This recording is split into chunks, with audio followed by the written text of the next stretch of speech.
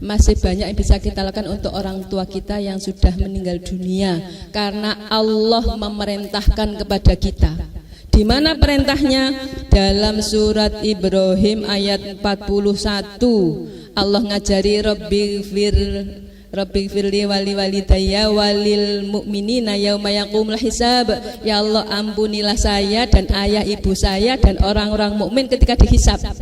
Berarti sudah mati suruh doakan kan? Suruh mintakan ampun. Demikian juga kepada orang tua.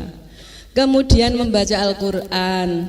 Setelah baca, ya Allah, kalau ini benar bacaan saya dan ada pahalanya, tolong sampaikan kepada rohnya ibuku, namanya ini binti ini, kepada rohnya ayahku, namanya ini bin ini.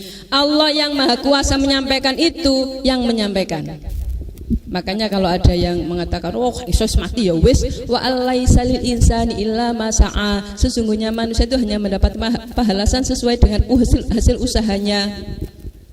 Ya itu usahanya orang tua, didik anak jadi anak soleh. Lalu anaknya mendoakan orang tua, lalu anaknya bisa ngaji baik, lalu mohon kepada Allah sampai kepada orang tua. Itu hasil usaha orang tua. Dan Allah yang memerintahkan kita. Kalau Nabi bersabda, manusia mati putus amalnya kecualinya 3, ya justru 3 ini harus dilakukan orang-orang yang hidup. Anak soleh mendoakan, ya berarti anak soleh nggak berjana kandung. Mungkin juga saudara-saudara soleh, tetangga-tangga soleh yang ikut mendoakan. Mungkin juga anak kandung, anak angkat, siapa lagi, keluarga yang ada selain anak. Kemudian ilmu yang dimanfaatkan, ya masih hidup. Kalau sudah mati yang ada aliran pahala. Ketika diajari sholat, anak itu bisa sholat, yang ngajari mati, anak sholat terus, yang mati dapat pahala terus. Berarti butuh yang hidup. Berarti Allah menyampaikan amal yang hidup untuk yang mati. Dan apalagi sedekah jariyah. Sedekah jariyah, bangun masjid, apa bantu masjid. Selama masjid ini dipakai sholat oleh yang hidup, maka ada pahala bagi yang mati. Tapi kalau yang hidup tidak memanfaatkan jariyah itu, wong sak kampung gak gelem nang masjid jariyah wong iku, benci mbek wonge misalnya, maka nggak ada yang sampai kan pahala yang sampai. Kenapa? Ya karena masih butuh yang hidup. Nah, disitulah maka anak boleh membacakan Al-Quran untuk orang tuanya.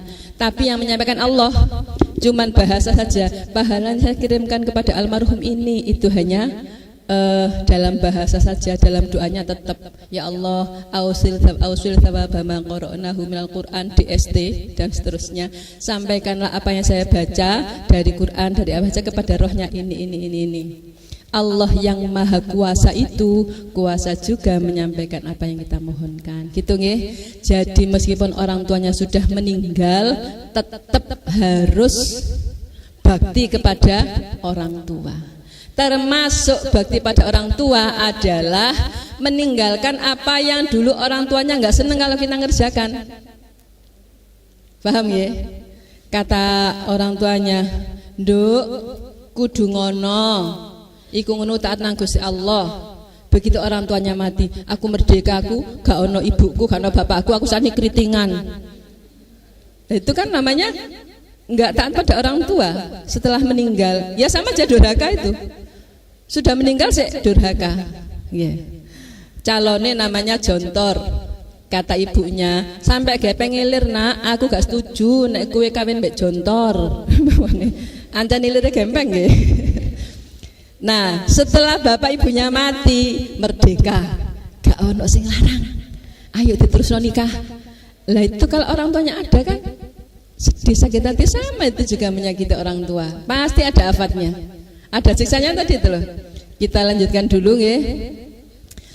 Ya bunayya innaha in takum mithqala habatin min khardalin fatakum fi sakhratin aw fis samawati aw fil ardi yati biha Allah innallaha latifun khabir. Sebelum saya lanjutkan perlu penjelasan ayat yang tadi. Kalau bapak ibu memaksamu untuk musyrik, untuk murtad, jangan ikuti. Tapi pergaulilah mereka di dunia dengan cara baik. Ternyata ini pelajaran bagi anak. Meskipun orang tua salah, tidak boleh dibentak, tidak boleh disalahkan, tidak boleh dicaci, tidak boleh ditentang. Meskipun orang tua salah dalam hal duniawi, tetap berbakti kepadanya. Tapi dalam hal yang Allah tidak ridho, kita nggak boleh taat. La ta'ata li makhluqin fi ma'siyatil khaliq. Tidak boleh taat kepada makhluk untuk mendurhakai Allah. Ayat selanjutnya tadi pesennya sinten? Luqman. Bagus pesennya.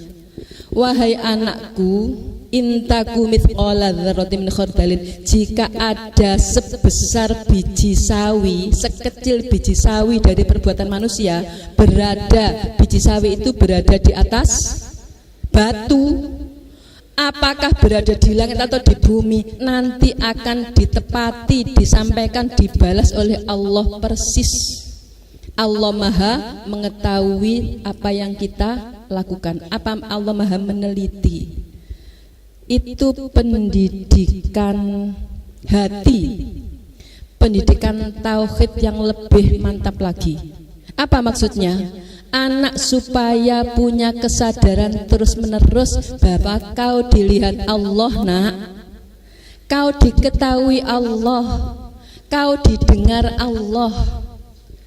Itu dengan ilustrasi bahasa ada sekecil biji sawi, berarti kan orang nggak tahu, tetapi ada. Berada di atas gunung, di batu, berarti kan kecil, mungkin orang nggak tahu. Tapi meskipun sekecil apapun, di mana saja, di langit, di bumi, nanti ditepati oleh Allah, ditunjukkan ini loh amalmu dulu, dan dibalas. Ngerasani dalam hati, niku dosane dereng kepada manusia karena belum dikeluarkan pada manusia. Tapi pun salah mbek Gusti Allah, karena Allah sudah mendengar.